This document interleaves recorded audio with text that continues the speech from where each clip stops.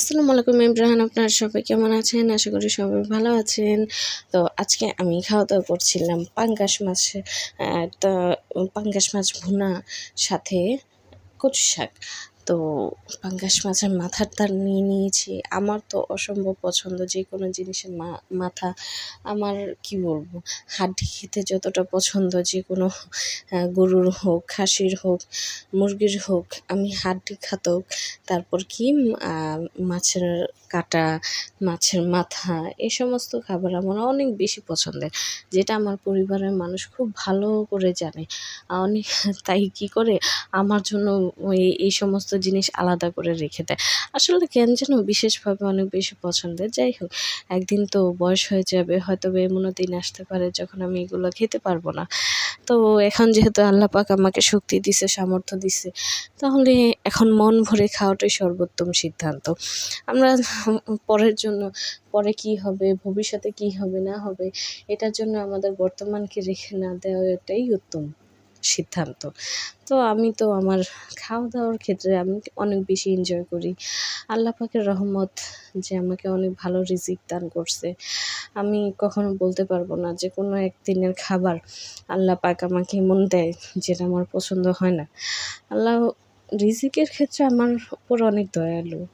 অন্য সব ক্ষেত্রে না হলেও আমি সবসময় রিজিকের জন্য আল্লাহর দরবারে আমি শুকরিয়া আদা করি যে না, আমাকে এতটুকু কষ্ট দান করেনি যে আমি কখনো আল্লাহর দরবারে কান্না করব। হ্যাঁ, অনেক সময় হয়ে যায় কিছু কিছু ঘর, কিছু কিছু ফ্যামিলি এমন মানে হিতের বিপরীত হয়ে যায়, যেখানে গেলে রিজিক একটু কমে যায়, কারণ তাদের কর্ম ভালো না। আসলে সবই কর্মের উপর ডিপেন্ড করে। আল্লাহ পাক ভালো জানে। আমি আল্লাহর উপর অনেক বেশি ভরসা করি। আল্লাহ আল্লাহ এক একটা দানা লিখে রাখছে প্রতিদিনের, সে প্রতিদিনের হিসাব, প্রতিদিনে একটা দিনে কি হবে, কি ঘটবে, আমরা আমাদের ঘুম ঘুম থেকে উঠতে পারবো কি না, ঘুম থেকে উঠে সারাদিনে কি হবে, হঠাৎ কোনো অ্যাক্সিডেন্টই হলো না কি হবে আমাদের সাথে, কোনো মিথ্যা অপবাদ আসলো, কোনো বিপদ আসলো, আসলে আমরা কিচ্ছু জানি না। এগুলো সব আল্লাহ নির্ধারিত, আল্লাহ ভালো জানে।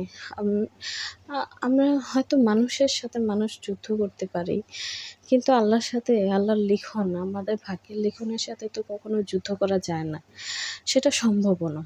আল্লাহ ভালো লিখছেন, কার জন্য কি উত্তম সেই দিনটা দান করছেন।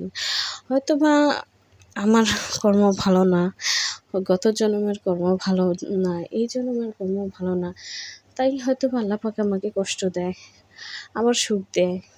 সবই আল্লাহর ইচ্ছা। আসলে এখানে কারো কোনো হাত নাই। কেউ কারোরও ভাগ্য নিতে পারে না, লিখতে পারে না। আসলে আমার কাছে অনেক সময় মনে হয়, মানুষ যে বলে যে কর্মফল ভোগ করেই দুনিয়া থেকে যাওয়া লাগবে, আমার কাছে এমন কিছুই মনে হয় না যে মানুষ কখনো তার কর্মের ফল ভোগ করতেও পারে। কেন কর্মের ফল ভোগ করবে? যা হয় তা আল্লাহর লিখন, যা আমরা নসিবে নিয়ে আসছি। নয়তো একটা মানুষ অনেক ভালো কাজ করে, তাকে সবাই ভালো বলে, কিন্তু দিন শেষে সে দুঃখী, তার জীবনে সুখ নেই, শান্তি নেই। এটা কেন হবে? সবাই একটা মানুষের কর্মের ফলে তার জন্য দোয়া করে, কিন্তু দিন শেষে সে আল্লাহর রহমত পায় না। এটা কেন? অনেকে বলে এটা নাকি আল্লাহর পরীক্ষা। যাই হোক, আল্লাহ ভালো জানে। আপনারা সবাই ভালো থাকবেন, সুস্থ থাকবেন। আল্লাহ